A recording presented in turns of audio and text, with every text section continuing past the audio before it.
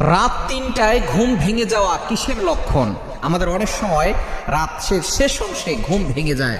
এটা কিসের লক্ষণে যদি আপনি জানেন, তাহলে আপনার যখন ঘুম ভেঙে যাবে আপনি আর ঘুমিয়ে থাকবেন না, আপনি ঘুম থেকে উঠবেন এবং আপনি আল্লাহর ইবাদত করা শুরু করবেন। রাত ৩টার সময় ঘুম ভেঙে যাওয়া এটা হচ্ছে বরকতের লক্ষণ। এটা হচ্ছে আল্লাহ তাআলা আপনার জীবন পরিবর্তন করার লক্ষণ।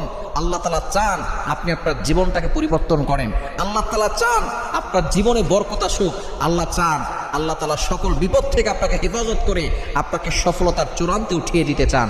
এজন্য এই রাত ৩টার সময় ঘুম ভেঙে যাওয়া এটা আল্লাহর পক্ষ থেকে ডাক আসার কারণে আপনার ঘুম ভেঙে যাচ্ছে। কেননা নবীজি সাল্লাল্লাহু আলাইহি ওয়াসাল্লাম জানিয়ে দিয়েছেন, বুখারী শরীফের হাদিস, সেই বুখারীতে এসেছে, আল্লাহ তাআলা শেষ রাত্রি প্রথম আসমানে আসেন। মুয়াজ্জিন ৫ বলা ডাকে, হাইয়া আলাস সালাহ হাইয়া আলাল ফালাহ, কাম টু দ্য সাকসেস, সফলতার দিকে আসো, কল্যাণের দিকে আসো। কিন্তু একটা সময় আছে যে সময় আল্লাহ তাআলা নিজে এসে প্রথম আসমানে এসে বান্দাদেরকে ডাকতে থাকেন।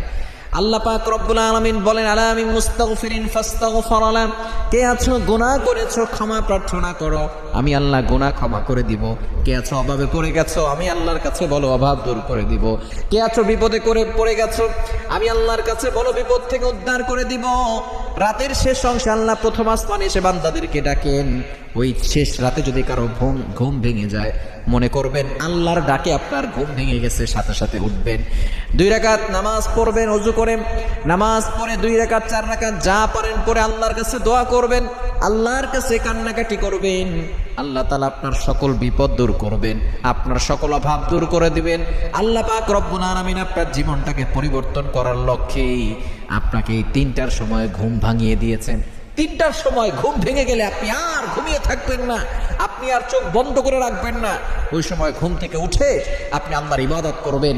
আপনি 2 রাকাত 4 রাকাত 6 রাকাত যা পারেন নফল নামাজ পড়ে আল্লাহর কাছে আপনার কষ্টের কথাগুলো বলবেন, আল্লাহর কাছে আপনার দুঃখের কথাগুলো বলবেন। এবং এই সময় অনেক ইয়াং পিপল আছে গুনাহগ্রাস করে। এই সময় বিশেষ করে ইয়াং পিপলরা মোবাইল ইউজ করতে করতে রাত 3টা 4টা বেজে যায়, ফজর পর্যন্ত মোবাইল ব্যবহার করে, ফজর আজান দেয় তারপরে তারা ঘুমায়। খবরদার, এটা কখনো করবেন না। রাতের শেষ অংশে 2টা 3টার সময় আপনার ঘুম ভেঙে গেলে অবশ্যই ঘুম থেকে উঠবেন। নবীজি সাল্লাল্লাহু আলাইহি ওয়াসাল্লাম তাহাজ্জুদের নামাজ কখনো মিস করতেন না। তিনি 6 রাকাত 8 রাকাত 10 রাকাত 12 রাকাত তাহাজ্জুদের নামাজ পড়তেন। এরপরে আবার তিনি একটু রেস্ট করে তারপরে ফজর আজান দিলে এই সময় উঠে তিনি ফজরের সুন্নাত পড়ে তারপরে মসজিদে যেতেন। সুতরাং আমরাও এই 3টার দিকে যদি আপনার ঘুম ভেঙে যায়, রাতের শেষ অংশে যদি আপনার ঘুম ভেঙে যায়, মনে করবেন আল্লাহ তাআলা আপনাকে দুনিয়া ও আখিরাতে উভয় জগতে কল্যাণ দিতে চান। এজন্য আল্লাহ তাআলা আপনার ঘুমটাকে ভাঙিয়ে দিয়েছেন। আপনি উঠে আল্লাহর ইবাদত করবেন, দেখবেন আপনার জীবন পরিবর্তন হয়ে যাবে।